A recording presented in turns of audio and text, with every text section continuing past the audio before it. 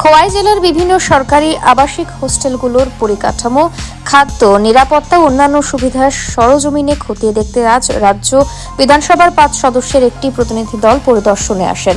প্রতিনিধি দলে ছিলেন বিধানসভার বিভিন্ন কমিটির সদস্যরা। তারা জেলার অন্তর্গত ছাত্রাবাসগুলিতে যান এবং আবাসিক ছাত্রছাত্রীদের সঙ্গে সরাসরি কথা বলেন।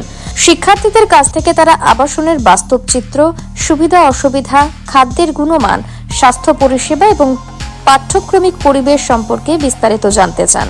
পরিদর্শনকালে প্রতিনিধিরা হোস্টেলের রান্নাঘর, খাবার ঘর, শৌচাগার, আবাসিক কক্ষ ইত্যাদি ঘুরে দেখেন এবং সংশ্লিষ্ট কর্তৃপক্ষকে প্রয়োজনীয় নির্দেশ দেন। কমিটিতে এসসি ওবিসি মাইনরিটি কমিটি আছে। তো আমাদের এসসি ওবিসি মাইনরিটি কমিটি আমাদের 10 জন আমরা মেম্বার বর্তমানে আছি। তার মধ্যে আজকে আমরা এখানে 5 জন এখানে উপস্থিত হয়েছি। আমাদের এখানে রয়েছেন মাননীয় মেম্বার এখানে অন্তরা সরকার মহোদয়া, এখানে স্বপ্না দেববর্মা মহোদয়া, ইসলামউদ্দিন মহোদয়া এবং সবুজ দেববর্মা। তো আমরা বিভিন্ন গোষ্ঠীরগুলা নয় মানে এসসি ওবিসি মাইনরিটির যে ডিপার্টমেন্ট গভর্নমেন্ট থেকে যে টাকা দেওয়া হয় সেগুলো কি সঠিকভাবে সেগুলো ছেলেমেয়েরা পাচ্ছে কিনা, হোস্টেলগুলো কি ঠিকভাবে সেগুলো তাদেরকে কি অসুবিধা সুবিধা, তো সেগুলো দেখার জন্য আমরা অ্যাসেম্বলি কমিটির থেকে আমরা একটা টিম আমরা সারা ত্রিপুরাতে যেমন নর্থে, সাউথে এবং আমরা গুমতিতে পরিদর্শন করেছি। আজকে আমরা